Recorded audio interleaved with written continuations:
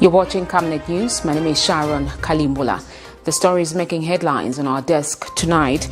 President Edgar Lungu remembers fallen heroes. And MUMBWA main water reservoir dam dries up as district braces for water challenges. Edgar Lungu is the weakest political opponent, but we shall not allow him to go for a third term. Stephen KATUKA.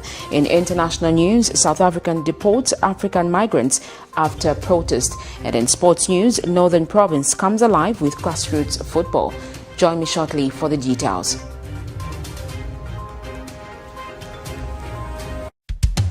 Join Pastor Victoria and Moses Chilua, the Healing Word Ministries International. Starting on the 3rd to 6th December 2020. Dr. Francis Miles from the USA returns to Zambia for a conference on issuing restraining orders. Because you see, God responds to your revelation. So if you approach God as the healer, He heals you. If you approach Him as your shepherd, He will touch your soul. But if you approach Him judicially, He will show you He's the cause. Venue, the Healing Word Ministries International in Ibex Hill.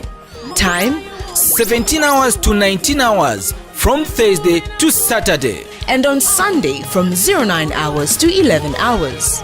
For more details, call +260 962 965 883.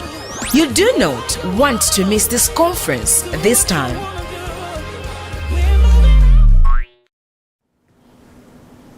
Thank you so much for joining us. The details. The Electoral Commission of Zambia ECZ will on Monday, 9th November 2020, begin the physical voter registration ahead of the 2021 general elections. To this effect, several electoral experts and institutions hope for a smooth exercise. Those interviewed by Camnet TV say it is critical that all logistical needs are put in place to facilitate the registration of 9 million voters in 1 month. Details in this report.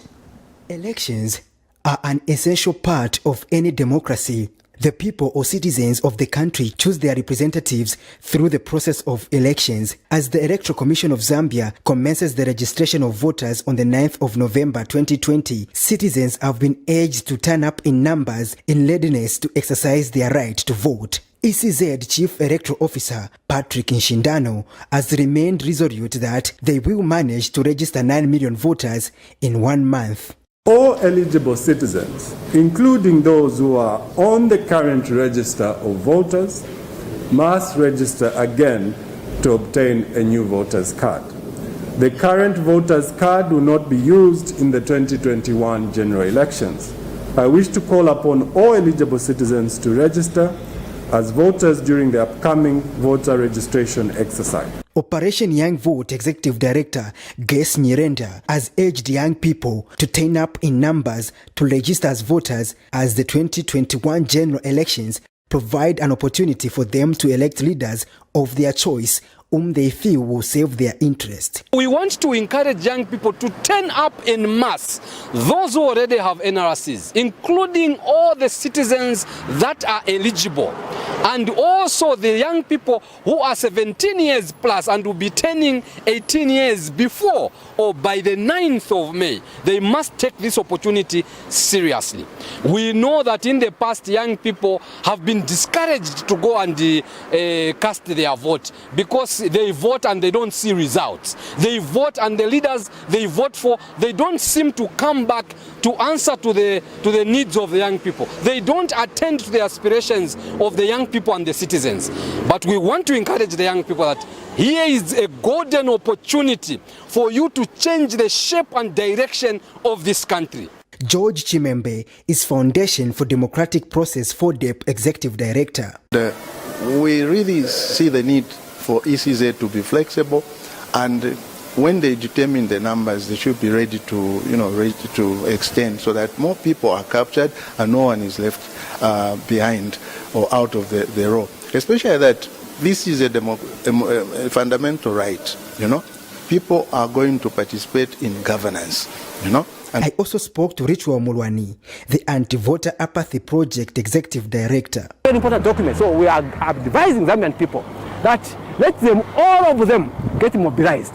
Mobilize themselves and go and register. And this time around, we are very, very happy that ECZ will be moving from place to place. And they should take advantage of that mobile and go closer to those centers and register as voters and mobilize themselves so that they can now, when times come for voting, they can go and vote for their preferred candidates. If you are 18 years and above, or you will turn 18 by May 2021, then you are eligible to vote, and all you need is a Green National Registration Card, NRC, to register as a voter. Remember, your vote is your right, much as it is your choice. Patrick Soko, Camnet News in Lusaka. Indeed, the message is clear. Everybody needs to register as a voter in order for them to be eligible to vote next year. Moving on in the news, over 70 pupils at Chiluba Community School in Mapatizia constituency of Zemba District, Southern Province, have not reported back to school due to high poverty levels resulting in failure to buy face mask. School head teacher Wenson Hamatowe has disclosed that out of 276 pupils, only 171 have reported back to school since schools were reopened this year. When he received an assortment of COVID-19 response materials from Caritas Zambia and Swedish faith-based organization. Mr. Hamotowe has, however, placed that the school, which has classes from preschool to grade 7, will not relax its COVID-19 health guidelines in safeguarding learners. Details in this report. Coronavirus disease, better known as COVID-19, since its outbreak in Zambia, continues to be one of the worst nightmares for humankind. During its intensity, almost all sectors of the economy were brought to its knees, with a few slowly opening up. Schools had closed to break the cycle of COVID-19, but later opened under strict adherence to COVID-19 health measures such as masking up and social distancing. As it stands, some schools in the rural community have found it impossible to return all the pupils back to class as a result of failing to meet the COVID-19 health guideline number 1 of masking up. Mapatizia constituency in Zemba District, Southern Province, at Chiluba Community School, over 70 pupils are still home for failing to buy a face mask. Wisdom Hamatowe is school head teacher. We have a problem where infrastructure development, I think we have all seen. Imagine this school is supposed to cater for 246 children. And out of 246 children, we only managed to receive 171 children. Marizoni apa kuti bana batabori bunji bwabo abamba kuti banyina ma masks. I think mbona mbamba ba chairman. I think I've been on them. I've been on ba Eugene, ndakati kuba shupa maningi ba Eugene, and also ba Peri, ba Karuwe kusora kuromba kuti maybe ma mask abatugwaire twa bantu banji babura imali agura mask. Imagine just failing to buy a 5 kwacha mask. Meaning life of living here is a bit low. So otherwise twarumba maningi kutugwahira ko mwatugwahawo. May I request that let this spirit continue, please.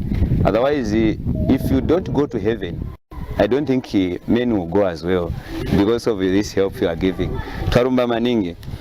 Your assistance to this community will go a long way.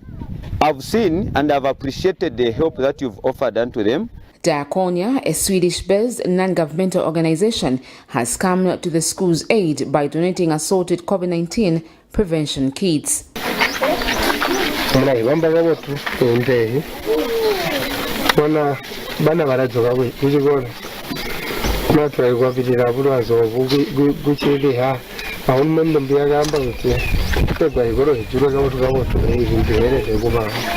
As it stands, Zambia has at least recorded 16,900 cases since the outbreak of COVID-19 and over 300 deaths with 15,900 recoveries.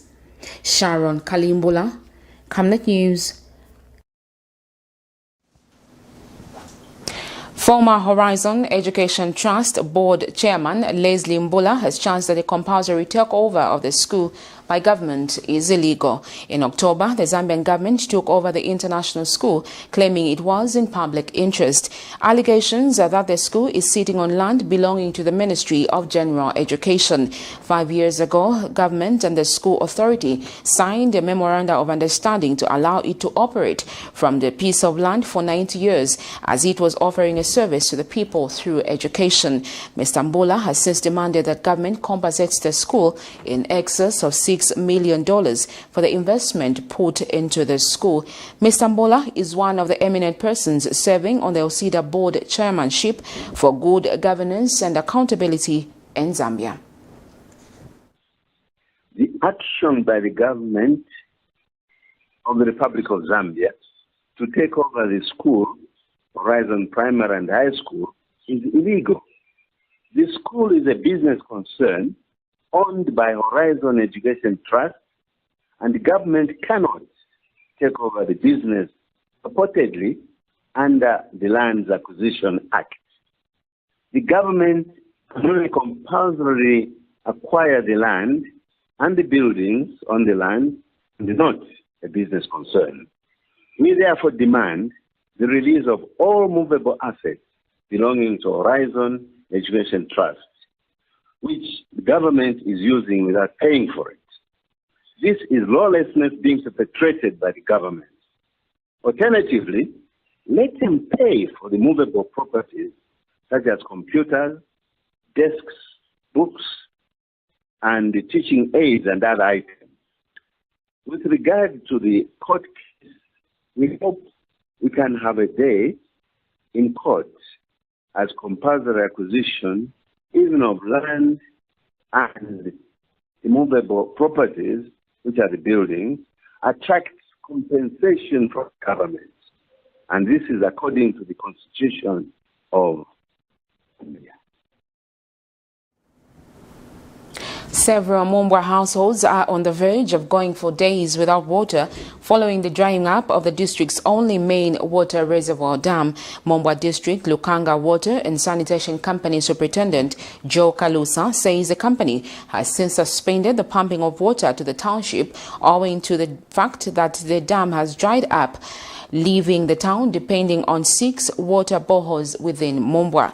Mr. Kalusa was in the company of MUMBWA Area Member of Parliament Credo Nanjoa, who has made an impromptu visit to the dam following petitions from residents that the level of the silt in the dam has become unbearable. Details in this report. Approximately 140 kilometers from Lusaka, Zambia's capital, is MUMBWA District, with a population of approximately 176,600 people. Although the area has remained predominantly rural, its population is slowly growing and developing and needing social amenities. With this increase in population coupled with climate change impacts, MUMBWA's main water reservoir has dried up, putting the lives of many in dire need of a precious commodity, water. Lukanga Water and Sanitation Company Superintendent for MUMBWA Area, Joe Kalusa, says the company has since suspended the pumping of water to the townships. The water supply system being used was last rehabilitated in 1993 through the European Development Fund. So this dam gives us about 1,800 to 2,000 cubics of water per day. And then the other part we've got the boreholes also, which gives us about 1,000 cubics per day.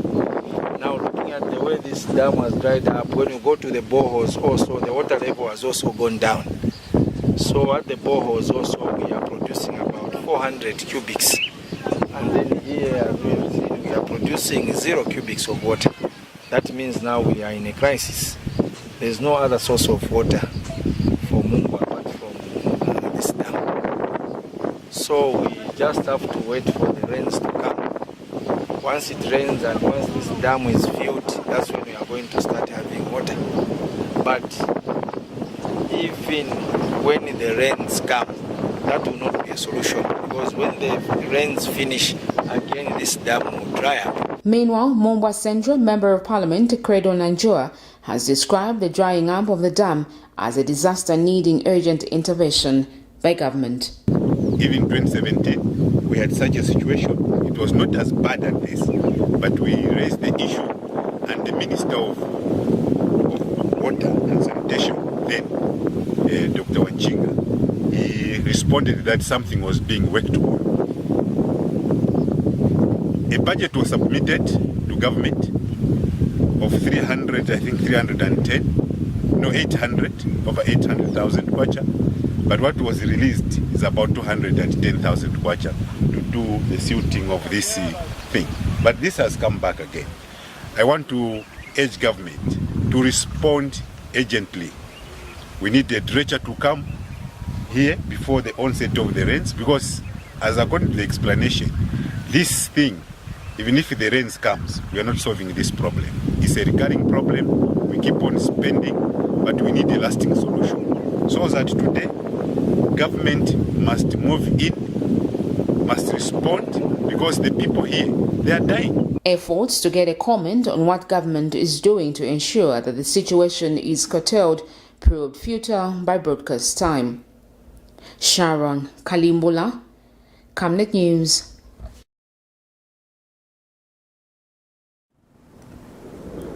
Republican President Edgar Lungu Sunday morning led defense and security wings in laying of wreaths for those who lost their lives in the First and Second World War at the National Cenotaph based at Cabinet Office. The cenotaph is an empty monument erected in honor of a person or group of people whose remains are elsewhere or dedicated to the memories of groups of individuals such as lost soldiers of a country. After laying wreaths, the head of state interacted with war veterans and other dignitaries in attendance. Others who laid wreaths were war veterans, defense chiefs and diplomats. Speaking during the ceremony, Zambia Air Force Director Chaplaincy Colonel Reverend Moffat Nyambe called for peace and unity in the nation. He urged Zambians to pray for those in authority and avoid conflicts at all costs to avoid political and civil turmoil currently happening in other countries. Let's take a look at just what happened. Who drive and make things happen in our lives and the nation at large must be remembered by well-meaning people, including Zambians. If the change is visible, talk about it and keep praying for those people who are making the change. Never forget their sacrifices. Tell their story even to the successive generations. We must always remember them because they will forever be illustrious men and women. The people we remember today, although they are dead, they shall not grow old. As we that are left, we grow old. Age shall not weary them, nor do years condemn. At the going of the sun and in the morning, we will remember them. Yesterday I was reading the third and the fourth verses of the fallen, and I quote, "They went with songs to the battle. They were young, straight of the limb, true of eye, steady and aglow. They were staunch to the end, against odds uncounted. They fell with their faces to the fall." We are here celebrating this memorial service in the shadow of an impending world war. It is my prayer that those that are in power and carry the authority must try to make sure we do not go through another world war. It is very evident that it is close because of what we are seeing on television and the print media. The following are my observations. Each month there is an announcement of a new naval vessel being commissioned into service. Each month there is a new fighter aircraft tearing the skies with fighting capabilities never seen before. Land forces are becoming more sophisticated and can operate in any terrain and weather. Everyone everywhere is trying harder for war. Defense budgets are the highest now in almost every country. The use of highly dangerous munitions as seen by fighting forces are but to mention a few. If we are to avert the world war, what should we do? The following are the suggestions again. If only we can stop all acts of provocation, if we stop the arms race, if we stopped meddling in the internal affairs of individual states, if we stopped supporting the opposition, respect for one another and praying for those in power, drawing lessons from other nations, if we can right now begin to love one another and then keep and maintaining the peace, then we will not go to another war. Father, we are grateful to you. This is our plea in Jesus' name. Amen. A political researcher, Kefas Mukuka, says the fall of Bill 10 will not affect anything as being proclaimed by proponents of Bill 10. Dr. Mukuka explains that the reasons being put forward by those who were in support of the bill that its failure will have an effect on the Enforcement of Public Order Act is wrong and should not be entertained. He has also rubbished claims by advocates of the bill that its fall will marginalize women and youth participation in politics. Dr. Mukuka then asked which law government is currently using, as it has incorporated the same women and youths in the high positions of decision-making. Meanwhile, Dr. Mukuka has urged the PF government to level the political playing field to allow the opposition to start mobilizing their members ahead of the 2021 general elections. He has noted that the Patriotic Front have gone in full swing campaigns while blocking others from doing the same thing. It's not true that the failure to implement the Bill 10 has also got a negative effect on the implementation of the Public Order Act. What has to be understood, and which is a fact here, is that the Patriotic Front has got the numbers in their favor, in their side. They are the majority in Parliament, coupled by other rebel MPs from other opposition political parties. They are also with them. What has to be put on record, crystal clear, equally, is the fact that the Patriotic Front government have been abusing the Public Order Act. They've been gallivanting to and from across the nation, actually campaigning in the name of inspecting developmental projects which are dotted across the nation. But we all know that they've been campaigning. On the other hand, when their counterparts in the opposition would want to do the same, the police are sent to go and stop such gatherings. And to some extent, we've had a number of opposition political parties being sent to prison, which is against the democratic norms and standards. All I'm trying to say is that let us level the playground. There should be no sacred cow in this issue. So when Patriotic Front government, or to be specific, the Minister of Justice himself, Honorable Given Lubinda, is saying that now the Public Order Act has been disrupted to the extent that it cannot be implemented. Opposition United Party for National Development says while President Edgar Lungu is the weakest candidate to beat in the 2021 general elections, the party and other Zambians will not allow him to go for a third term.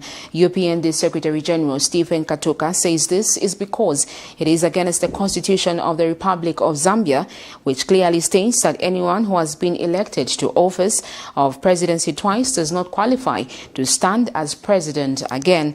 Last week, President Edgar Lungu, through his special assistant for press and public relations, Isaac Chipampe, told the nation that he is standing in next year's general election and is not worried about the eligibility debate currently going on in the country. Mr. KATUKA has since advised Zambians to rise against this bid in an effort of protecting the constitution of the land. The restriction in Act 106 Subclause 3 does not use the word term. It uses the word hold office. Like Chiluba, Lungu is pretending that the Zambian people are gullible and are not seeing through his manipulation schemes to retain power outside the constitutional mandate. Unfortunately, this manipulation has been dealt a moral blow. But if he continues to push his luck too far by being arrogantly defiant, the ending might be too ugly for his comfort. Due to the local and international pressure, Chiluba abandoned his third term bid and about 7 months to the elections there, and only managed to leave the then ruling party with huge cracks, which 9 years later would lead to an electoral defeat at the hands of the PF. Most PF members and honest legal minds understand that LUNGU is taking the party on a trail of destruction because of the insatiable appetite for power, but because of self-preservation, they keep cheering him on. To them, if they can eat with him for the next few remaining months, they will tag along. The question is for how long? You're watching Camnet News. We take a break, but still to come are other interesting stories. Don't go away.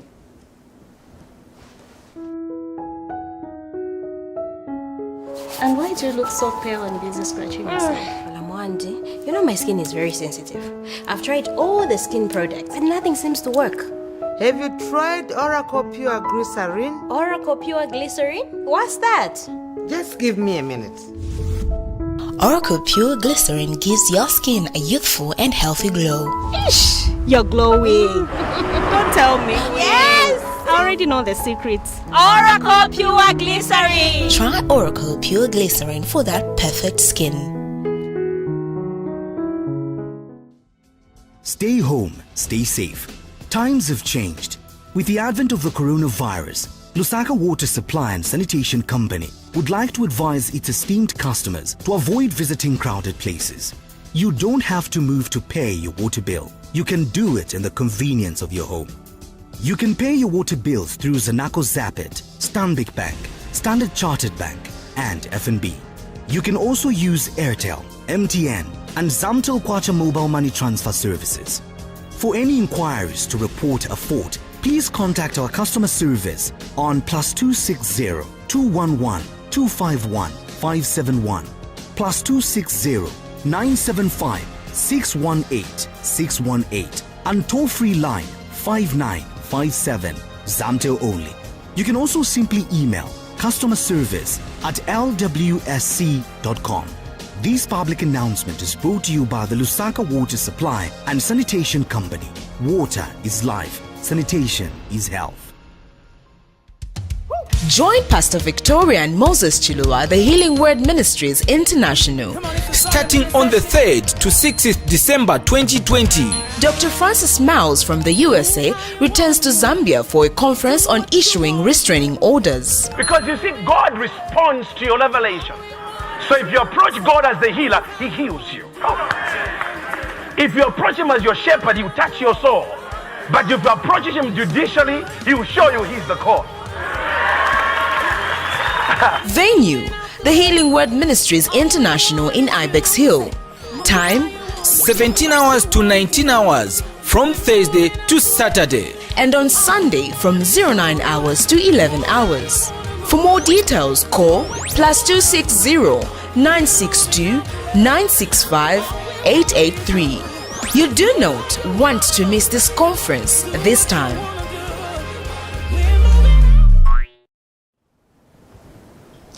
Thank you so much for staying with us. We continue with the news.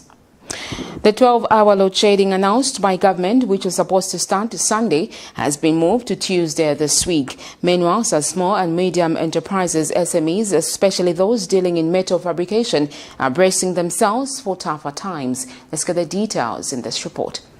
The planned commissioning of the Kafue Lower will result in ZESCO restricting generation upstream at the power station by closing the division gates at Kafue Gorge Dam, thereby reducing water dispensing from the Kafue Gorge Upper. In a ministerial statement issued on the floor of Parliament on Thursday, Energy Minister Matthew Nkua explained that this is because power generation will considerably reduce due to activities of the new dam. As a result of this reduced power generation, the activities of the new dam feeding will result in increased load shedding, first 24 hours a day, as power generation will be considerably reduced.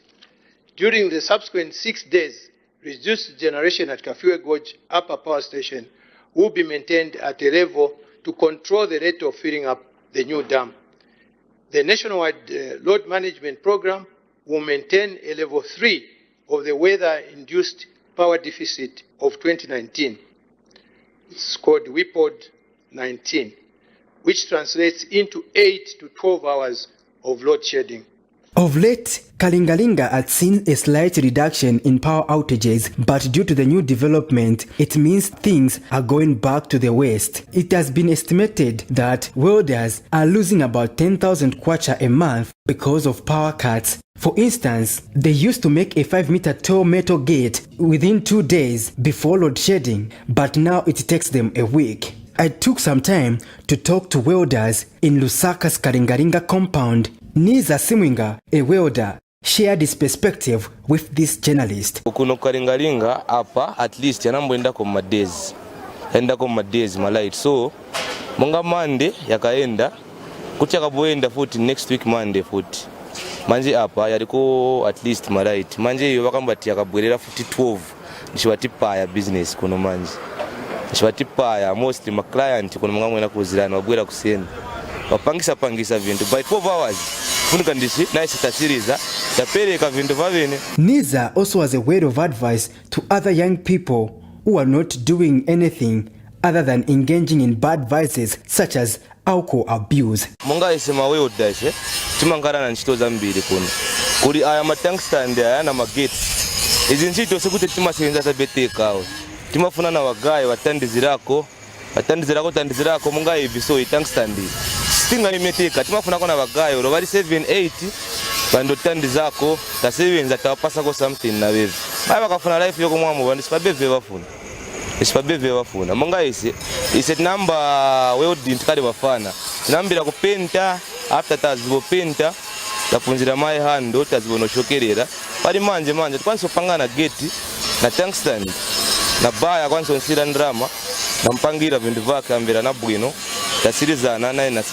There is hope that load shedding will end, as Energy Minister Matthew Nkua offered to have his finger cut off if load shedding does not end by March 2021.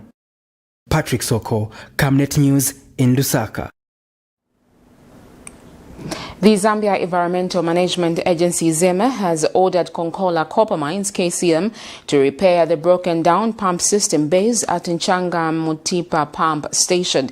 The order comes in the wake of investigations by ZEMA, which have revealed that KCM had polluted water in the Kafue River after it discharged unwanted effluent in it. ZEMA, through its acting corporate affairs manager Friday Piri, has since informed the nation that investigations into the pollution of water in the Kafue River by KCM are still ongoing.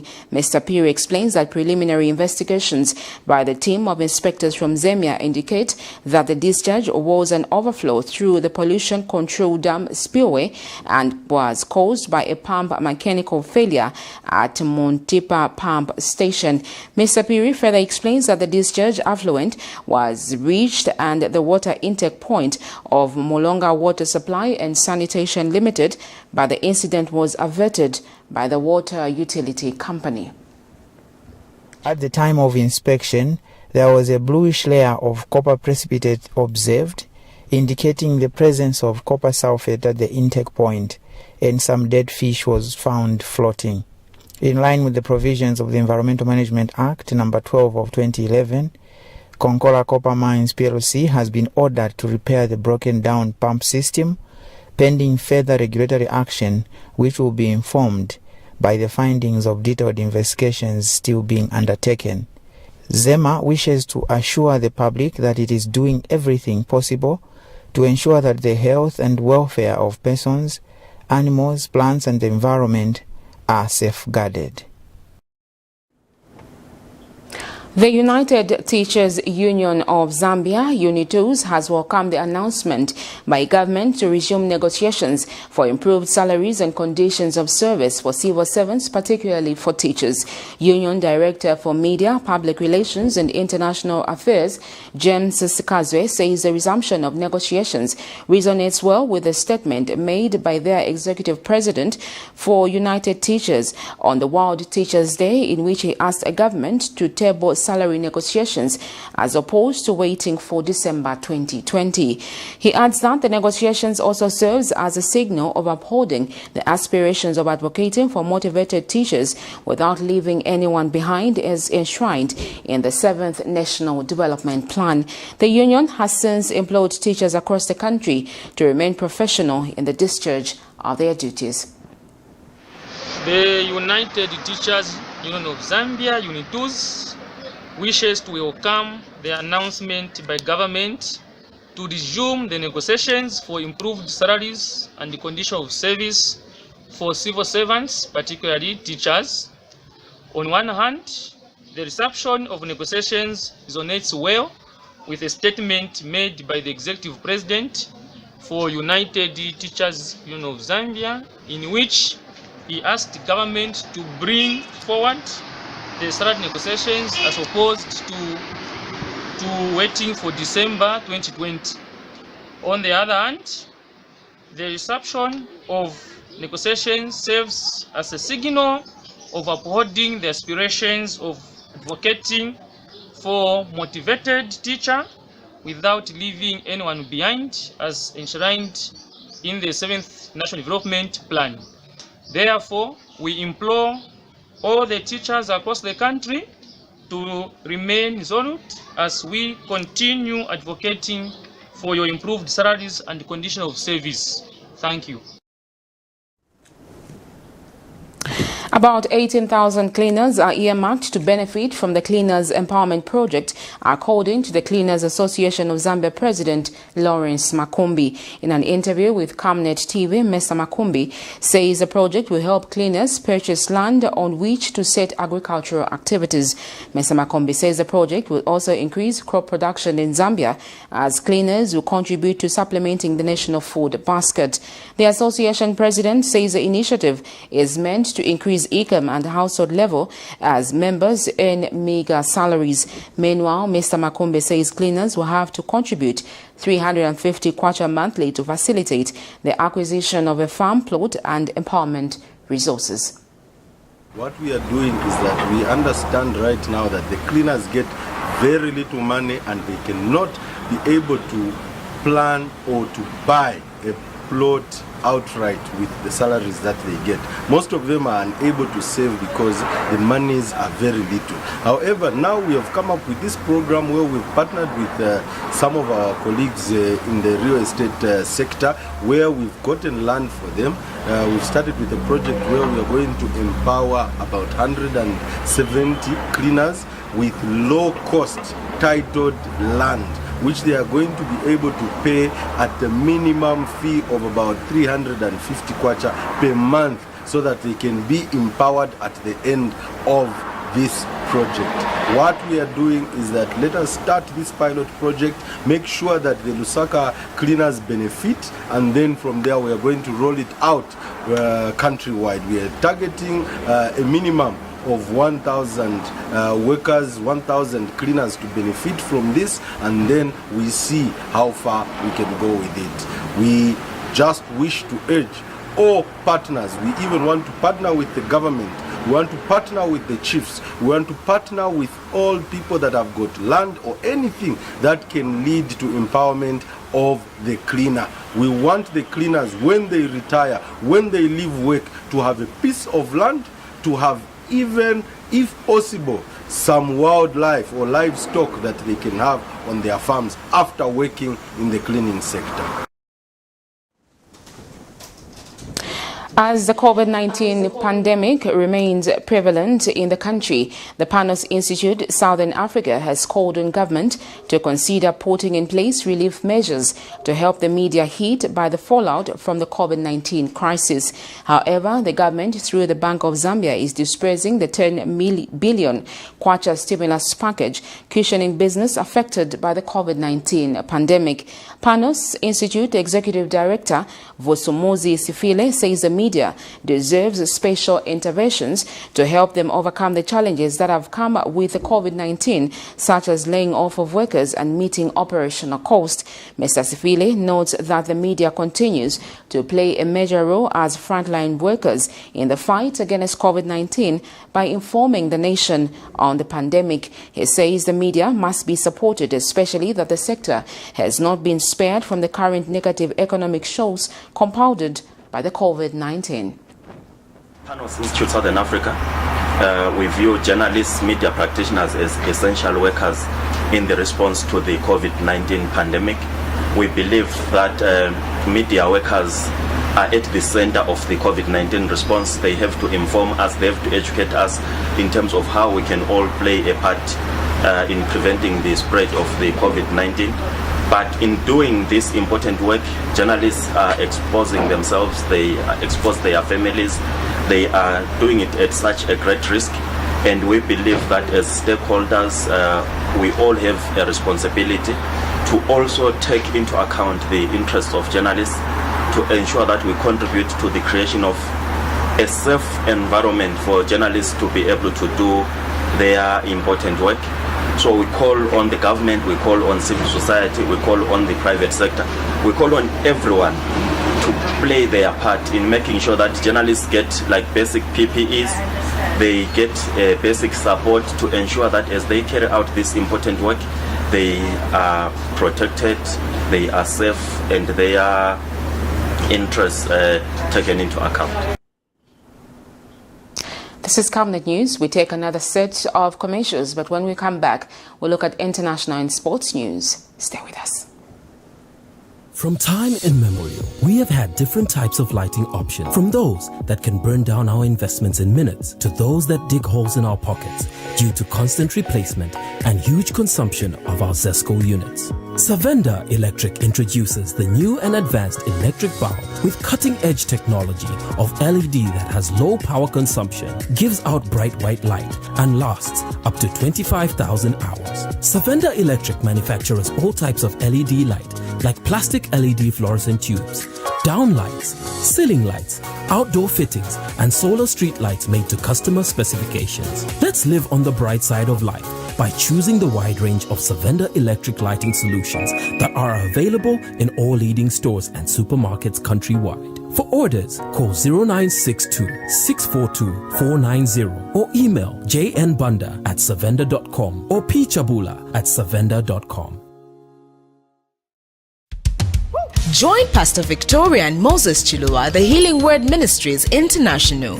Starting on the 3rd to 6th December 2020. Dr. Francis Miles from the USA returns to Zambia for a conference on issuing restraining orders. Because you see, God responds to your revelation.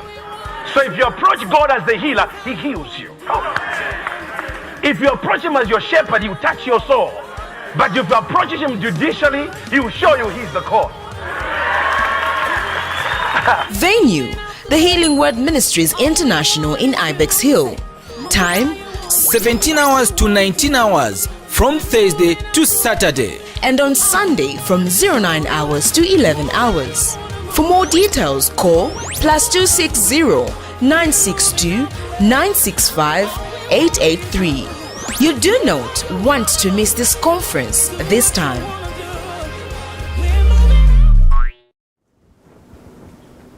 Welcome back. We now look at international news. The South African authorities say they have begun deporting 20 refugees and asylum seekers who were part of months-long sit-in protests against xenophobia.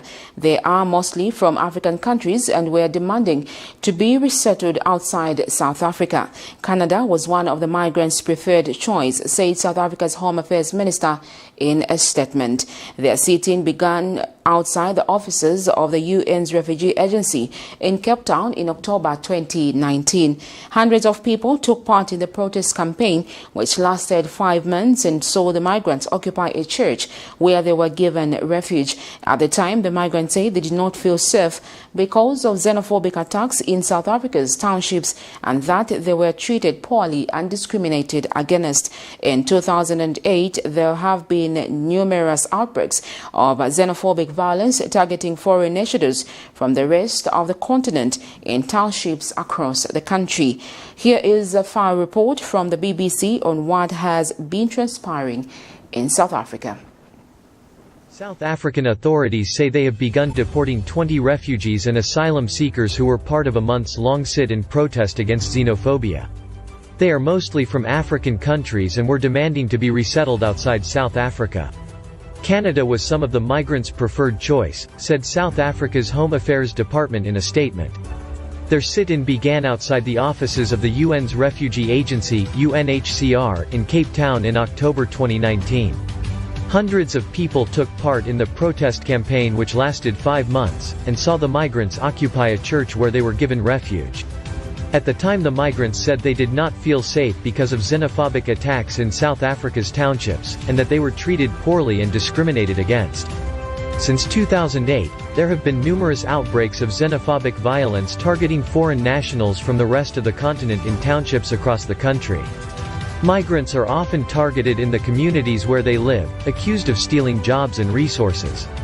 A Burundian woman who spoke to earlier this year said she fled unrest in her home country years earlier for South Africa, a place where she thought she was safe, but was attacked and raped by a man who remained at large.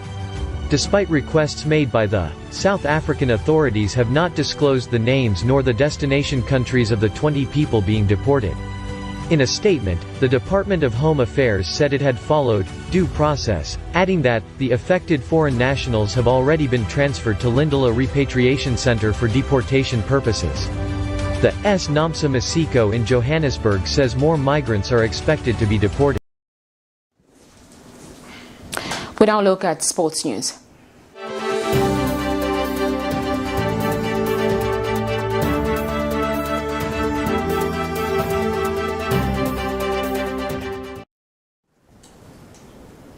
In sports news, Northern Province came alive on Saturday as Ndeke edged Chintelelwe in the provincial tournament semi-finals to set up a mouth-watering clash against Mpulungu United. Mpulungu United won the first semi-finals against Mporokoso United by 5-3 on a post-match penalties after a 1-0 draw in relegation time in the early kick-off at the Kasama Sports Stadium. Ndeke beat Chintelelwe by 2-0 in the second semi-finals. The provincial tournament was abandoned in the semi-final stage due to the outbreak of COVID-19 but has now resumed being played under strict adherence to COVID-19 health guidelines.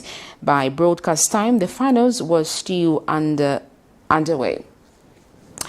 Well, that sporting item ends our news this evening, but let's look at the headlines once again. President Edgar Lungu remembers fallen heroes. And MUMBWA'S main water reservoir dam dries up as district braces itself for water challenges. Edgar Lungu is the weakest political opponent, but we shall not allow him to go for the third term, Stephen KATUKA.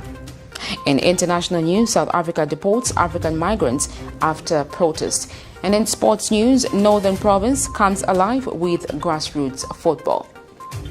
We now look at the Camnet verse for the day, and it's coming from 2 Corinthians 4, verse 5 to 6, and it reads, "For we preach not ourselves, but Christ Jesus, the Lord, and ourselves commanded the light to shine out of darkness, has shined in our hearts to give the light of the knowledge of glory of God in the face of Jesus Christ."